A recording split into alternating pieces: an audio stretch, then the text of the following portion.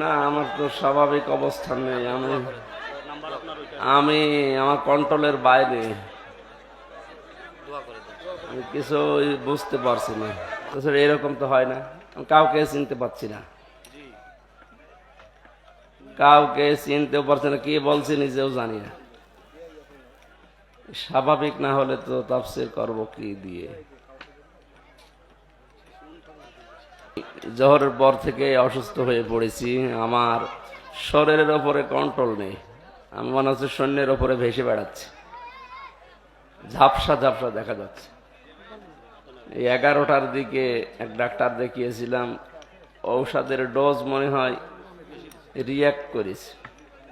তাছাড়া এরকম তো হয় না, আমি কাউকে চিনতে পারছি না, কাউকে চিনতেও পারছি না, কি বলছি নিজেও জানি না। স্বাভাবিক না হলে তো তাফসীর করব কি দিয়ে?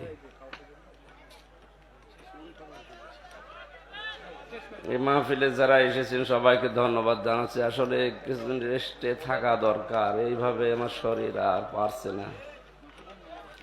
জেলখানার ভেতরে ওরা 3টা বছর কি খাওয়িয়েছে আল্লাহ ভালো জানে, নাকি কোনো পয়জন, স্লো পয়জন দিয়ে দিল। দিন যত যাচ্ছে তত খারাপ হচ্ছে। আর বহু ডাক্তার কবিরাজ দেখাচ্ছি না, ভালো হওয়ার পরিবর্তে আরো খারাপের দিকে যাচ্ছে। ওরা ভেতরে আলেমদেরকে এইভাবে আস্তে আস্তে মেরে ফেলছে। আমারে যে কি খাওয়িয়েছে আল্লাহ ভালো জানে। হাসিনার ফাঁসি চাই, ফাঁসি চাই, হাসিনার ফাঁসি দিতে হবে বাংলার জমিনে। পক্ষে একটা রাজ্য দেখতে চাই। আল্লাহ